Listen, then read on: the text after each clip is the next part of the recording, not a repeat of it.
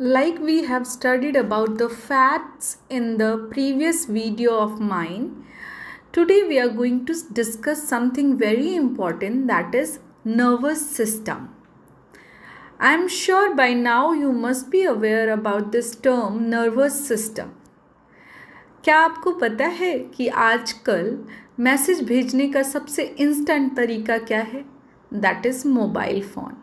Similarly हमारी body फटाफट कैसे रेस्पॉन्ड करती है? Because of the nervous system. हमारी बॉडी में कंट्रोल एंड कोऑर्डिनेशन के लिए एक बहुत ही इम्पॉर्टेंट पार्ट है, that is called as the nervous system, जिसका one of the important component है ह्यूमन ब्रेन. अब मैं आपको ब्रेन के बारे में क्या बोलूँ. हाइड्रा एक ऐसा ऑर्गेनिज्म है जिसमें दिमाग नाम की चीज़ नहीं है, लेकिन उसमें भी नर्व नेट होते हैं जो उसको ऑफेंस और डिफेंस में मदद करते हैं. आइए हम लोग डिटेल्स में स्टडी करते हैं कि ये नर्वस सिस्टम क्या है और इस नर्वस सिस्टम में क्या क्या पार्ट्स होते हैं. Nervous system is broadly classified into two categories, that is central nervous system and peripheral nervous system. Central nervous system comprised of brain and spinal cord. Brain controls all your body functions and keep your body in a coordinated manner, whereas spinal cord is responsible for the reflex actions. आपको पता है reflex action क्या है? Suddenly आपको कोई थप्पड़ मारने आ रहा है तो आप क्या चुपचाप बैठे रहोगे? आप पीछे हटोगे. आपने गर्म चाय में उंगली डाल दी तो क्या होगा? आप फटाक से अपनी हाथ को हटाओगे. क्या ये सब प्रोसेस होने में अगर टाइम लग जाए तो एक्सीडेंट मेजर हो सकता है. इसीलिए स्पाइनल कॉर्ड हमें गाइड करता है और स्पॉन्टेनियस रिएक्शंस के लिए रिस्पॉन्सिबल होता है. इस तरह के रिएक्शंस को हम रिफ्लेक्स एक्शन कहते हैं. बट वी डू रियलाइज़ कि अभी अगर हम हाथ नहीं हटाते तो हमारा हाथ जल जाता. इसका मतलब the signal goes to the brain but later on. First the reflex action is controlled by the spinal cord. अब आते हैं peripheral nervous system. Peripheral nervous system में क्रेनियल नर्व्स और स्पाइनल नर्व्स होते हैं.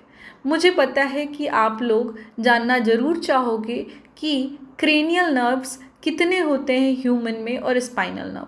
Before I answer you this, I would like to know your answer in the comment box.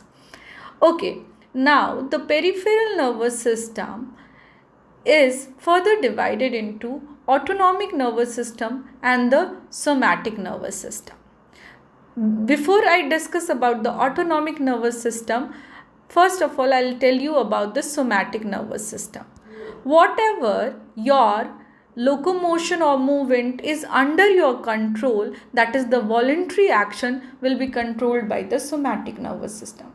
Whereas some things are not under our control, right? We want to study but we are not able to study. Is that in your control or not? Just let me know. Okay, चलिए. तो the heart muscles, क्या आपका heart आपके according काम करता है या अपने अकॉर्डिंग काम करता है? अगर अपने अकॉर्डिंग काम करता है तो उसको वॉलंटरी कहेंगे या इनवॉलंटरी कहेंगे? आप मुझे ज़रूर बताना. तो हार्ट के मसल्स कैसे काम करते हैं? That is under the control of autonomic nervous system.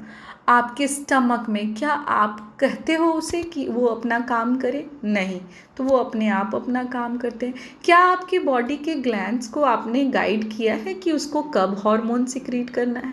नहीं. So these are under the control of autonomic nervous system.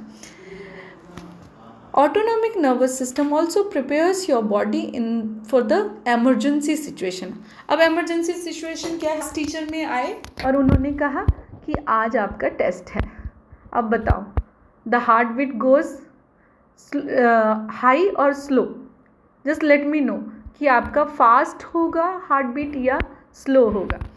तो sympathetic division जो है, it keeps your body prepared for the emergency situations like fight, flight and fright.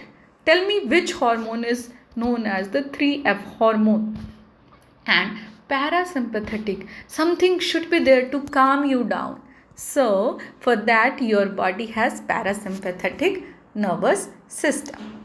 So for detailed description of brain, spinal cord, cranial nerves and spinal nerves, stay tuned with me for the next video. Thank you.